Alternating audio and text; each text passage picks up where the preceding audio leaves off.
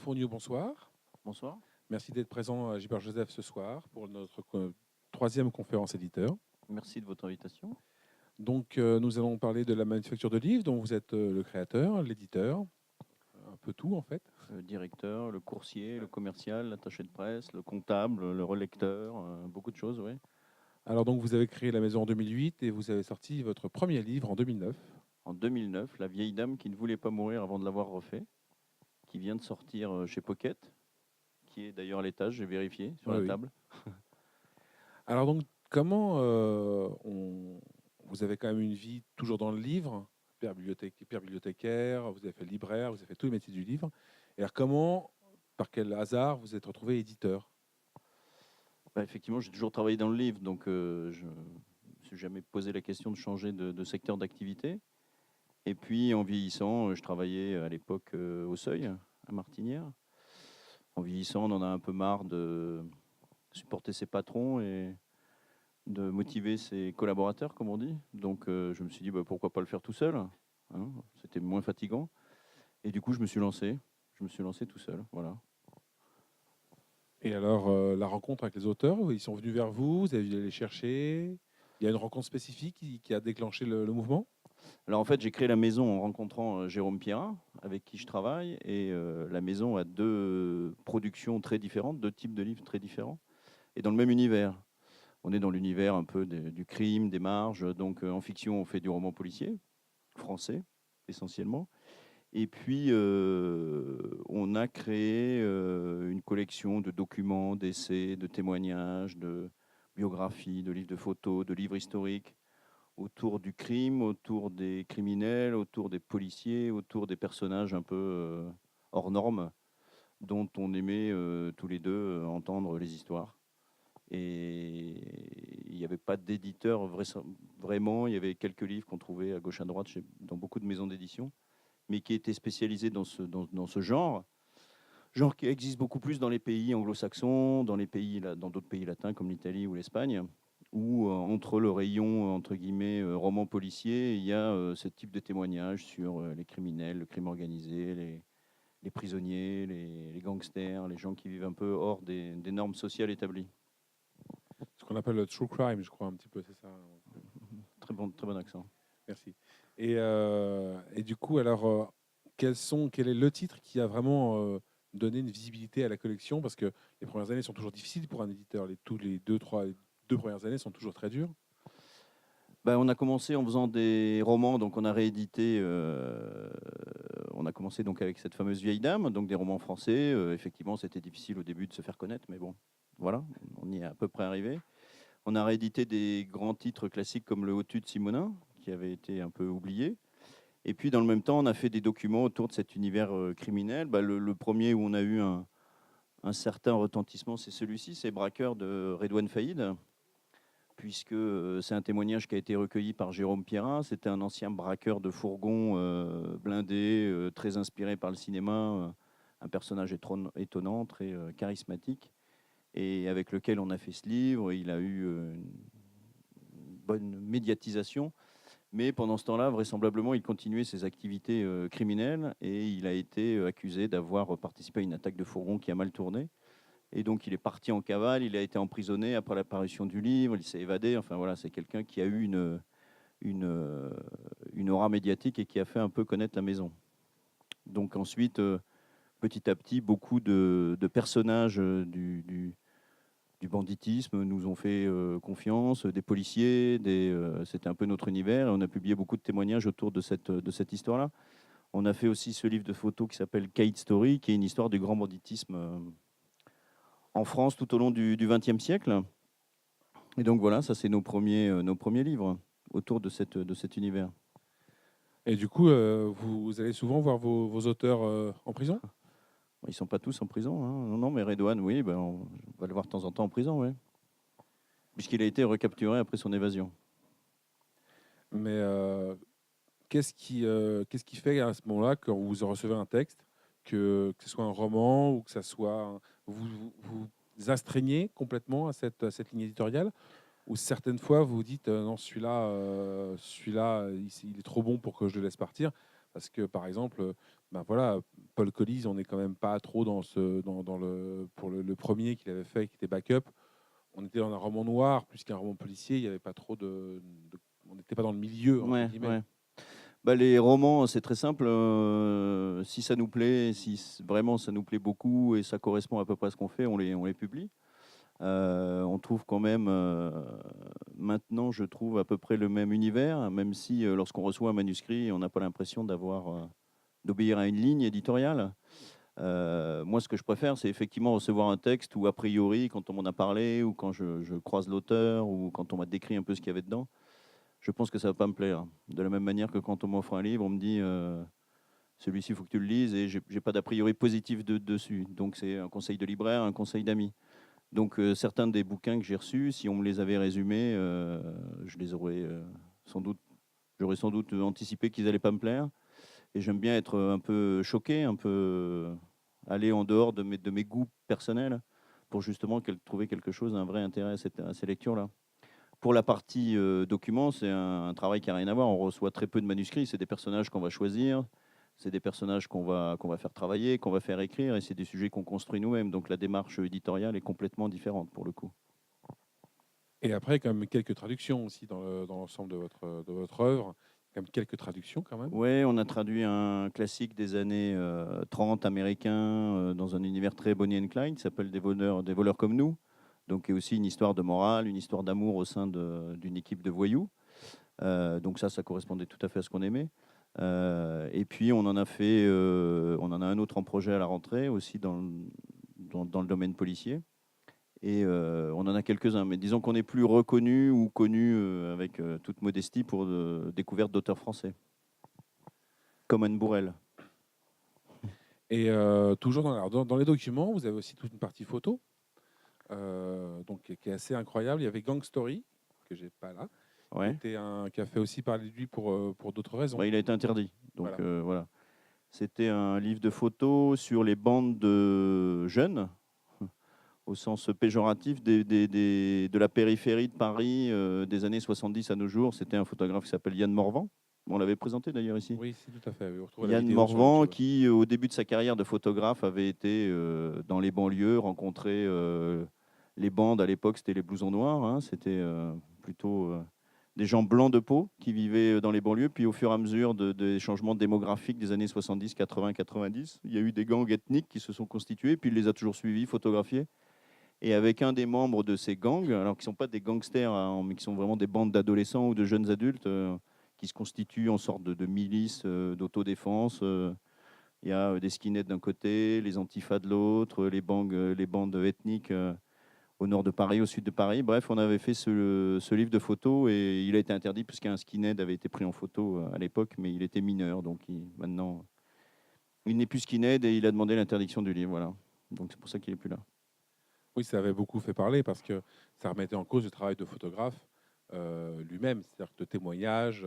Oui, la photo n'était pas une photo volée, c'était vraiment quelqu'un qui avait posé dans sa chambre avec ses insignes néo-nazis, qui avait donné toutes les autorisations nécessaires, mais comme il avait 17 ans et demi à l'époque, il était considéré comme irresponsable, et maintenant il nous a fait condamner.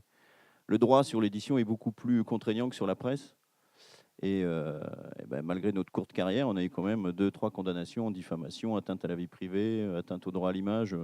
Les juges sont plutôt sévères.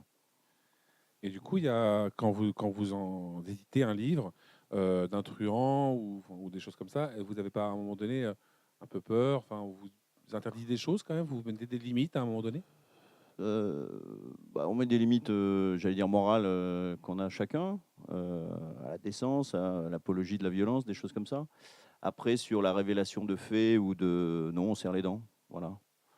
Là, on va sortir la semaine prochaine un livre sur l'assassin présumé de Pierre Goldman et d'Henri Curiel. Bon, il y a beaucoup de noms propres dedans, il y a beaucoup de personnalités politiques qui ont démarré à extrême droite et qui sont aujourd'hui en poste dans différents endroits. Voilà, on va voir ce qui se passe, mais si on commence à se censurer, enfin sans jouer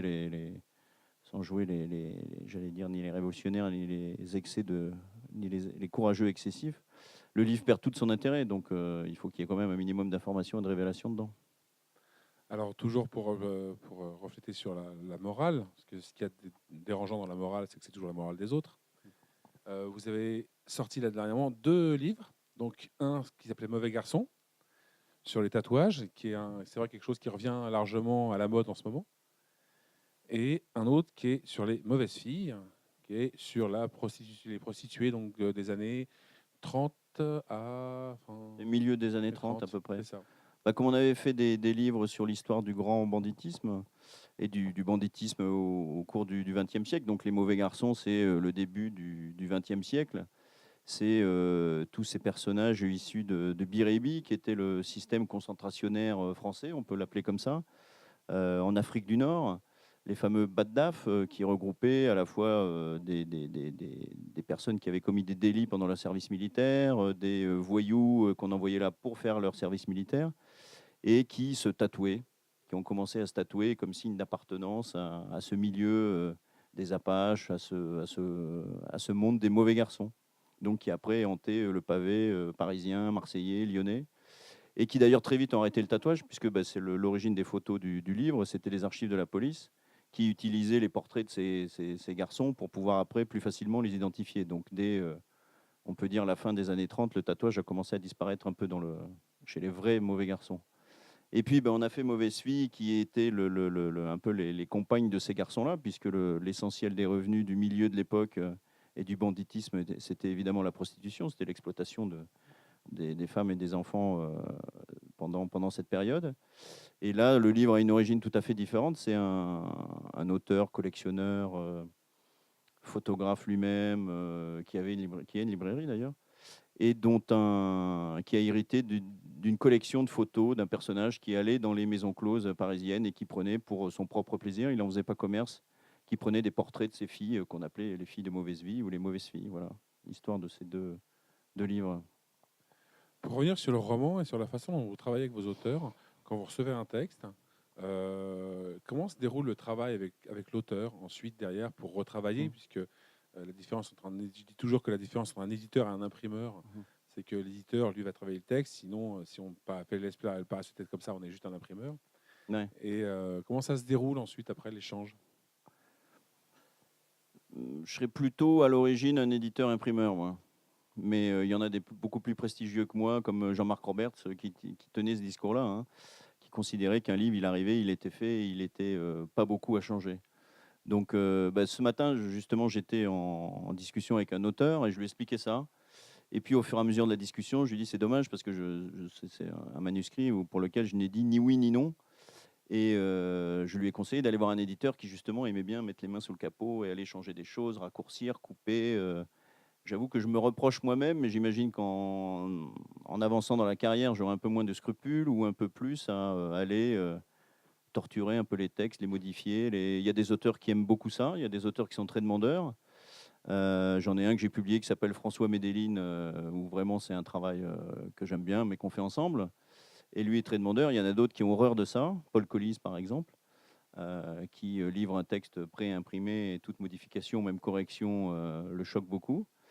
Et ça dépend les auteurs. Enfin, on pourra en parler avec les auteurs demain. Chacun a son rapport à l'éditeur. Il y en a qui aiment beaucoup avoir un rapport comme ça de ping-pong, même conflictuel, même de remise en question de leur travail, et d'autres qui ne supportent pas. Parce que je trouve les deux attitudes complètement légitimes. Tout dépend de la personnalité des gens, en fait. Au début, quand j'ai commencé, par humilité, j'avais un peu de mal à toucher les textes. Ouais. Mais au final, quand j'ai un conflit avec un auteur, j'ai toujours considéré, ou peut-être par excès d'humilité, que c'était lui l'auteur et pas moi. Donc j'aurais tendance à me fier à lui. Parfois à tort, hein, mais bon, ça après, l'avenir le dit. Alors justement, on parlera pas trop des auteurs invités demain. Bon, il y en a un qui pourra pas nous rejoindre, qui est Ouais, Franck malheureusement. Wyss. Voilà. Donc, on va du coup en parler aujourd'hui. Donc, ce roman est arrivé sur nos tables début décembre. On a tous mis un peu de temps à le lire parce que bon, en début décembre, en général, on est en librairie un peu occupé. Et là, il y a eu une montée en puissance, en tout cas venant des libraires. Vous travaillez comme ça beaucoup avec les librairies. C'est plus la librairie ou la presse sur lesquelles vous espérez quand même avoir le plus de retentissement? Sans flagornerie, toujours sur la librairie. Comme j'ai démarré, j'avais pas beaucoup de réseau de presse et même moi en tant que lecteur, quand on lit la presse, c'est quand même surabondance de qualificatifs, de livres merveilleux, de chefs-d'œuvre toutes les semaines. Donc c'est vrai que le discours est tellement excessif sur la qualité des livres que je pense qu'en tant que lecteur, j'allais dire le mot consommateur, on n'a plus tellement confiance dans ce type de prescription. Par contre, les libraires, eux, sont encore des gens qu'on écoute. Et tous les livres qui ont démarré chez moi, qui ont eu une carrière commerciale, ça a toujours été un ou plusieurs libraires qui s'en sont emparés. Donc je fais très peu de services de presse auprès des journalistes, le minimum. Et puis quand on a un article, on est content, mais quand on n'en a pas, c'est pas très important. Ce qui compte, c'est que les bons libraires aient lu les bouquins. Donc c'est auprès d'eux qu'on fait des envois de services de presse, qu'on fait de la promotion, qu'on travaille cet aspect communication sur les titres. Oui, parce que ce qui vous différencie aussi beaucoup par rapport à d'autres éditeurs avec lesquels nous on peut travailler, c'est que pour vous, une fois que le livre est sorti, le boulot n'est pas fini. C'est-à-dire que pour beaucoup d'éditeurs, le livre est sorti. Après, c'est l'histoire de la ration presse, c'est l'histoire voilà, des commerciaux. Quand vous faites toutes les casquettes, du coup, après, vous bataillez à chaque fois pour tous vos auteurs et tous vos livres. Oui, ça me paraît. Le livre, c'est quand il sort qu'il commence à vivre. Avant, il n'existe pas. Il est chez l'imprimeur, il est en stock, il n'a aucune existence. Il faut qu'il soit en librairie, il faut que les gens aient envie de le lire, il faut pousser des coudes. Bon, ça, c'est le boulot de l'éditeur. Enfin, ça me paraît tout à fait naturel et légitime. Donc, on va revenir un peu sur la liste des sélections que vous nous avez données. Il y en a un que j'ai un peu trouvé assez extraordinaire, qui a eu un peu de presse aussi à un moment donné à cause d'un certain porte-avions, je crois. C'est celui-là. Oui, celui-ci, ça c'est très représentatif des bouquins qu'on fait sur effectivement ces figures criminelles qui racontent leur vie. Donc ça, c'est un des patrons d'une des cinq familles mafieuses de New York. Donc c'est aussi intéressant parce que c'est un univers qui a été énormément exploré par la fiction, par le cinéma, par la littérature. Et donc, c'est un des personnages qui a inspiré Le Parrain en particulier, ou Les Affranchis de Martin Scorsese. Et on se retrouve avec ce type de personnage qui raconte sa vie, qui essaye de se justifier, qui raconte les épisodes de sa vie, qui se pose constamment en fait, des questions sur la morale, sur le bien, le mal. Donc ça, c'est typique des portraits de criminels tels qu'ils les brossent eux-mêmes, que ce soit des Américains, des Italiens ou des Français.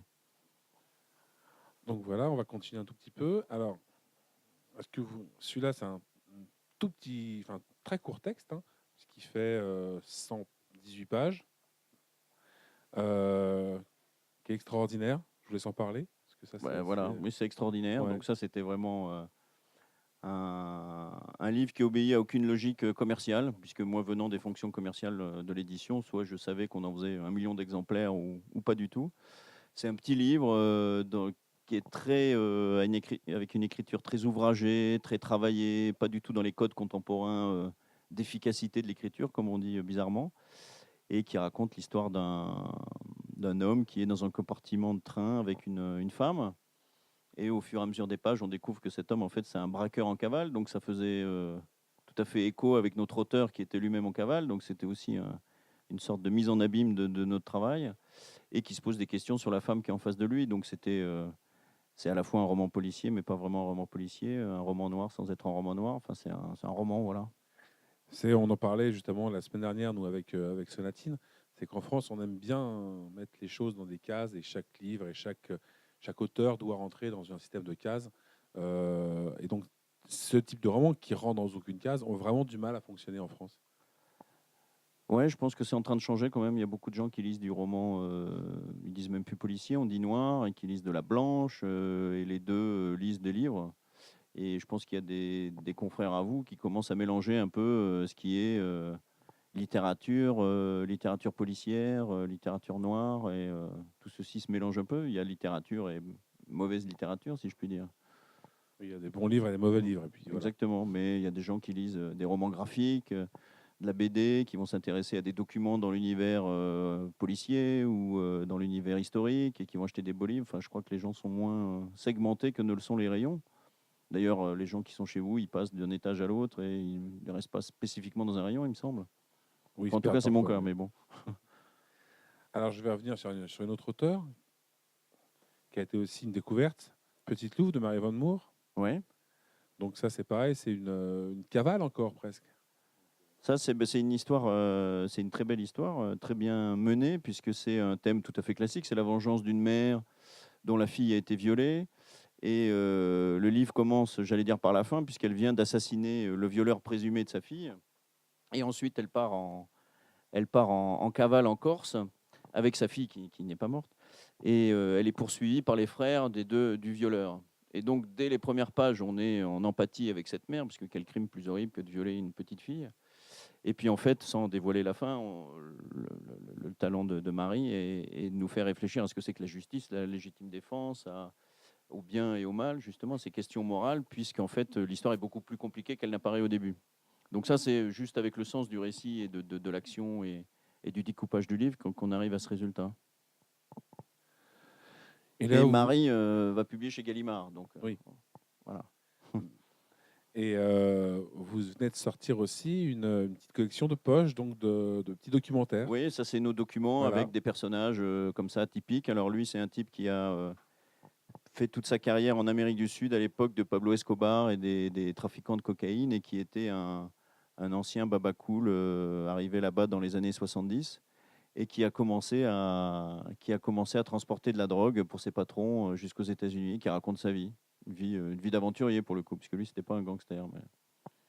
Et le format de poche, du coup, c'est un choix commercial. Oui, parce que les éditeurs de poche pensaient pensent encore que ce type de bouquin n'intéresse pas la clientèle du livre de poche. Donc, on a dit qu'on allait essayer nous pour voir ce que ça donnait et ça a l'air de fonctionner, donc on va continuer. Dernier livre, parce que on pourra parler aussi de Simone un petit peu quand même, mais Guillotine sèche de René Alors, Vénéto. Guillotine sèche, c'est un grand classique. C'est un livre qui s'est vendu à 1 million d'exemplaires aux États-Unis en 1938, qui a inspiré Franck Sénateur, qui est un spécialiste de l'histoire du bagne. Je parle sous son contrôle. Qui a inspiré l'histoire de Papillon, puisque c'est l'histoire d'un bagnard, d'un type du pavé parisien qui se retrouve au bagne de Cayenne et qui raconte son évasion et son périple au nord de l'Amérique du Sud et qui remonte par le Mexique et qui finit aux États-Unis. Et donc à l'époque, dans les années 30 aux États-Unis, où la France, les symboles comme la Légion étrangère ou le bagne étaient des choses très populaires là-bas, ce livre a eu un énorme succès. Le type est mort en Californie dans les années 50 sans jamais avoir pu revenir en France. Alors, partie certainement romancée de son périple, mais c'est un grand livre d'aventure comme au 19e siècle. Et on va finir par le dernier dont on parlait tout à l'heure. Où il y avait Simonin, il y avait l'Autou, il y avait aussi tout le Grisby qui était sorti, ouais. qui est plus disponible pour l'instant. Ça, c'est les derniers, en fait, c'est la dernière trilogie d'Albert Simonin. C'est 3 séries noires qui étaient sorties en 69, 70, 71, juste avant sa mort, et qui racontent l'histoire d'un drôle de couple un garçon de bonne famille, mais qui a mal tourné. C'est le Hotu, c'est un poisson. Le Hotu, c'est le nom d'un poisson pas comestible, un poisson d'eau douce, et qui a coquiné avec un petit mauvais garçon, comme il y a dans ce bouquin-là, qui lui est acteur dans les théâtres porno de Paris. Donc c'est un livre très moderne sous la plume de Simonin, et qui raconte l'arrivée de la drogue dans le milieu parisien à la fin des années 20. Et c'est un livre qui est formidable et qui rappelle un peu les grands classiques du polar américain. Et on pense plus à Chester Himes qu'à Michel Audiard, puisque Simonin, heureusement ou malheureusement, on s'en souvient pour les adaptations d'Audiard, qui sont de qualité, mais qui sont assez éloignées du texte original d'Albert Simonin, qui était un grand écrivain. Oui, il y a aussi écrit 2 petits textes édités chez Arléa Sur les voyous. sur les voyous. Ouais. C'était un peu d'ailleurs vous descendez en fait de cette lignée-là depuis le début en fait. Oui, en toute modestie, oui, les Carcot, les Simonins, les Le Breton, qui étaient fascinés par cet underworld, ce milieu parisien, cette autre société qui obéit à ses règles, avec ses acteurs, avec ses personnages, avec ses filles, ses hommes. C'est un peu, c'est un peu ça qui nous plaît beaucoup, évidemment. Et alors pour les projets futurs, là, donc vous allez bientôt sortir donc le livre sur l'assassin présumé de Pierre Goldman.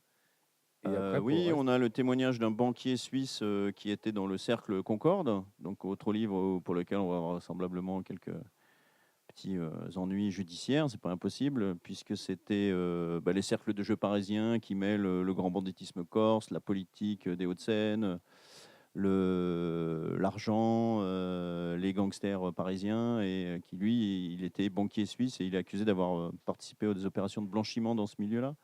Donc c'est un livre de la même manière qu'on a sorti Braqueur, qui s'appelle Banquier, avec le portrait du banquier sur la couverture. Et donc votre autre auteur fétiche, Paul Collize, s'en va aussi chez Fleuve Noir. Alors son prochain livre sortira chez Fleuve au mois d'octobre. Voilà. Mais on est ravis d'avoir découvert un auteur et de le voir évoluer dans une autre maison, hein. On est comme un petit club de foot. Voilà, les joueurs aiment changer, passer au niveau au-dessus. Comme on est quand même une toute petite et minuscule maison d'édition, c'est pas illégitime que les auteurs aient des envies de passer dans un autre type de maison. Et surtout, le grand projet que vous êtes en train de monter, dont vous allez nous parler un petit peu, c'est Territory. Oui, alors ça, c'est un peu dans la lignée de Frank Buis, c'est pour parler pompeusement du nature writing français.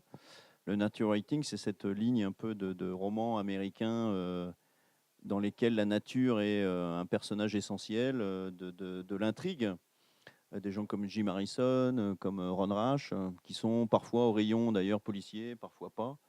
Ce qui montre bien que c'est effectivement que de la littérature. On en parlait beaucoup, on a reçu il y a 15 jours, donc Oliver Gallmeister, qui voilà. nous a beaucoup parlé. Oui. Donc c'est des Gallmeister français, pour faire simple.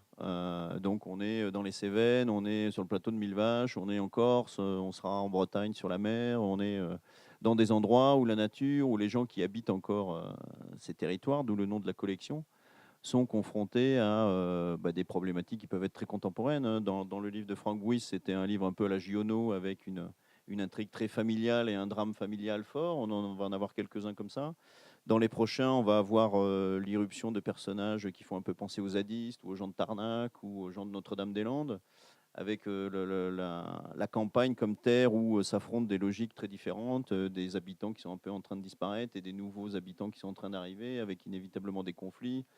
L'exploitation de la nature aussi, avec aussi des conflits comme au barrage de Sivens. Enfin, donc, c'est une collection très actuelle, mais qui s'ancre, contrairement à ce qui se fait souvent dans le roman policier, non pas dans les univers urbains ou dans les banlieues, mais dans les campagnes. Ouais.